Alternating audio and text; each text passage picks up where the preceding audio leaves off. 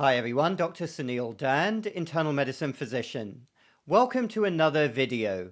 I know I spend a lot of time talking about the shortcomings, the failings of our healthcare system, of which there are many, but I wanted to, in this video, focus on things we do very, very well in the United States. And the number one thing which comes to mind is acute care. If you ever have an emergency, the speed of getting things done is phenomenal.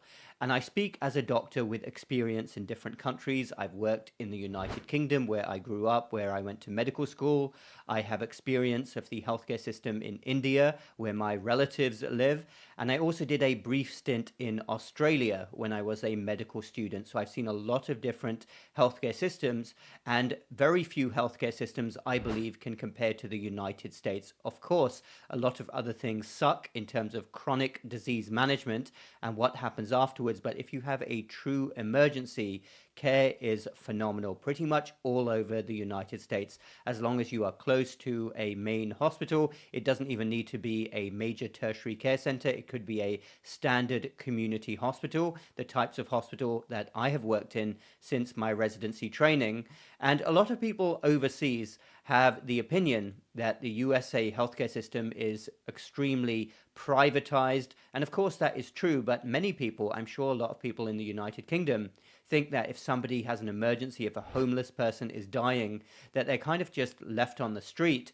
But that is absolutely not true. There are rules here, and you have to provide emergency care to anybody who presents. And as I've often said, a homeless person in the United States will get better acute care than a rich person almost anywhere else, from how quickly the ambulance arrives, from the acute care that they receive in the ambulance, how they get to the emergency room, and how quickly they are assessed by various different doctors. So I'm going to focus here on 4 particular conditions for which, if you are in the United States, you are very likely to get better care, emergency care, than you would almost anywhere else in the world. And it's worth remembering that for all of the shortcomings of our healthcare system. That is why I am very proud to practice acute care hospital medicine when I work in the hospital away from my lifestyle medicine practice.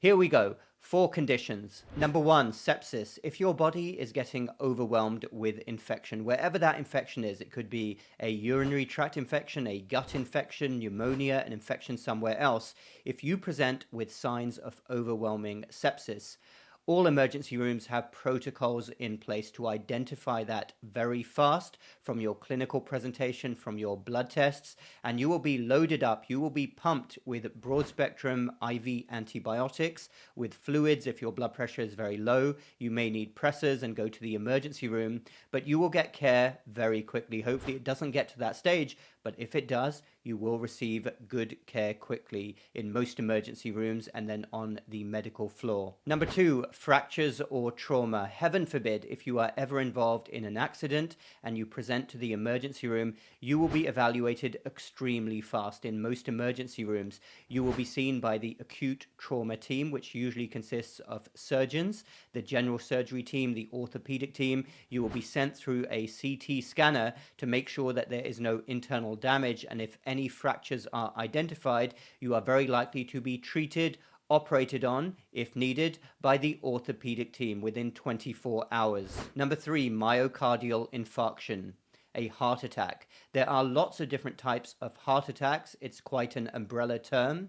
But if you have the certain type of heart attack where you have EKG changes, such as ST elevation, then you will be sent immediately to a cardiac catheterization lab to try to identify the source of the blockage, and it could be treated with a stent. In more severe cases, when a stent is not an option, you will be referred to cardiac surgery. But that happens very fast in most locations. Number 4, a stroke. Every emergency room knows when a potential stroke is coming through the door, and they have systems in place to send people for immediate CT scans of the head to try to identify a stroke and rule out a hemorrhage. And if you present within a set time window, you may be a candidate for thrombolysis. Now, whether thrombolysis is effective or not is a whole different debate, but if that is an option, then that will be presented to you, the risks and benefits, before going ahead. But I can't think of many other countries that would send a potential stroke to a CT scan faster than the United States of America. What happens from there depends on whether a stroke is found and what your symptoms are, but that will be identified very, very quickly. So I wanted to make that video as a change to the usual shortcomings that I'm highlighting, because there are some very good things about emergency care management in the United States that I don't want to pretend don't exist. We do that very, very well. Of course, in lots of other areas, including the bill that might be received, a lot of work needs to be done. But I would say the most important thing for any healthcare system is to serve people when they have a true emergency.